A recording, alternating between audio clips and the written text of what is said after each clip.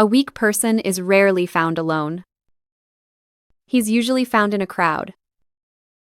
Not because the crowd makes him strong, but because it protects him from thinking. Thinking takes effort. It creates uncertainty. And uncertainty demands responsibility. The crowd offers something easier. Agreement. Inside a crowd, you don't have to be right. You only have to be supported. Belonging feels like strength. Most of the time, it's surrender. Crowds don't form because people are confident. They form because people are afraid. Afraid of being wrong. Afraid of standing apart. Afraid of discovering that what they believe might not be true. So beliefs are inherited instead of examined.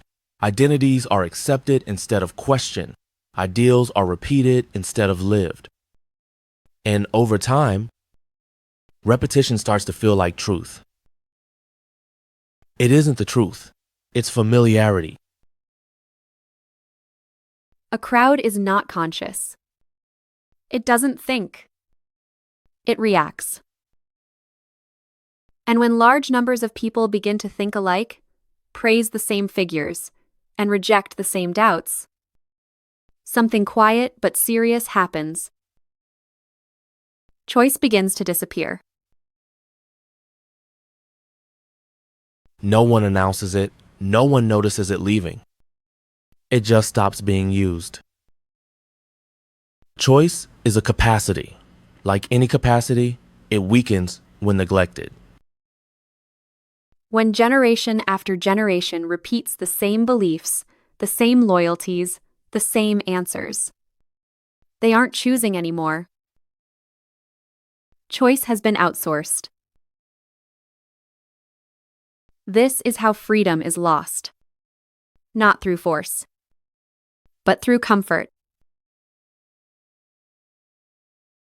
A society that doesn't question doesn't need to be educated. It only needs to be managed. A little reassurance, a familiar symbol, a sense of belonging. And the crowd complies. Not because it's evil, but because it's tired. People often mistake this tiredness for peace. It isn't peace. It's numbness. Peace requires clarity, clarity requires courage, and courage requires standing alone. At least for a moment. The crowd removes that moment.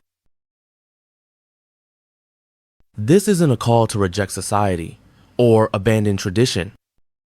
That would just be another escape. This is a quieter request and a far more difficult one. Pause. Notice when agreement replaces understanding. Notice when belonging replaces honesty.